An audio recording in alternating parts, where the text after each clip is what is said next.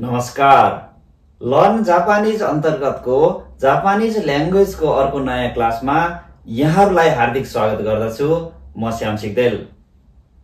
आजको क्लासमा हामीहरूले जापानिज भाषामा महिनाहरू सिक्न गइरहेका छौं। कृपया अन्तिमसम्म हेर्नुहोला। अब लागौं आजको क्लासतर्फ। आजको क्लासमा हामीहरूले जापानिज भाषामा महिनाहरू कसरी लेखिन्छ भन्ने कुराहरू सिक्न गइरहेका छौं। जापानिज भाषाको महिनाहरू लेख्नको लागि सर्वप्रथम यहाँहरूले पछिल्लो क्लासमा हामीहरूले सिकेको 1 देखि 10 सम्मका अंकहरू एकदमै महत्त्वपूर्ण हुन्छ।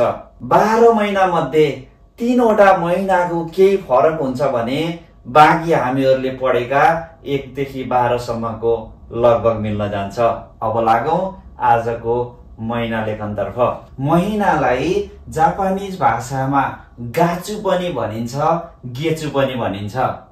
कस्तो अवस्थामा गाचु प्रयोग गरिन्छ र कस्तो अवस्थामा गेचु प्रयोग गरिन्छ भन्ने कुराहरू बताउन गइरहेको छु। जनवरी फेब्रुअरीदेखि लिएर डिसेम्बरसम्मका महिनाहरू भन्दाखेरि गाचु प्रयोग गरिन्छ भने यो महिना, गत महिना, आउने महिना, यति महिना भन्दाखेरि गेचु प्रयोग गरिन्छ। गाचु भनेको जनवरीदेखि डिसेम्बरसम्म मात्रै लाग्छ भने गेचु भनेको यो महिना, आउने महिना, गत महिना भन्ने जस्ता कुराहरुमा प्रयोग गरिन्छ। मैले 12 वटा महिना यहाँ लेखिसकेको छु। हेर्नुस् त, जनवरी, फेब्रुअरी, मार्च, अप्रिल, मे, जुन, जुलाई, अगस्त, सेप्टेम्बर, अक्टोबर, नोभेम्बर, डिसेम्बर। यसमा यहाँहरूले रातोले लेखेको पनि देख्नु भएको छ है। सिगाचु, सिचिगाचु र कुगाचु। मैले रातो अक्षरमा किन लेखेको छु होला अनुमान गर्नुस् त। हो, पक्कै पनि अनुमान गरिसक्नु भयो। यहाँहरूले जति पनि 1 देखि 12 सम्म पढ्नु भएको थियो, अरु सबैमा 1 देखि 12 को पछाडि गाचु थप्दिए हुन्छ भने 4 मा 7 र 9 मा फरक छ। हामीहरूले अंक पढ्दाखेरि पछाडिपट्टि मैले लेखेको थिएँ नि, हो तीनै अंकहरू। अरु सबैमा त हजुरहरूले इची भनेको 1 हो, इची गाचु भन्नुभयो भने 1 महिना अर्थात जनवरी भयो। निगाचु भनेको, नि भनेको 2 हो, गाचु भनेको महिना, 2 महिना भनेको फेब्रुअरी। सान भनेको 3 हो, गाचु भनेको महिना, 3 महिना भनेको मार्च हो। 4 लाई हामीले योन भनेर पढिया थियो। योन गाचु नभइकन सिगाचु हुन्छ भनेर सम्झनु होला। अप्रिललाई सिगाचु।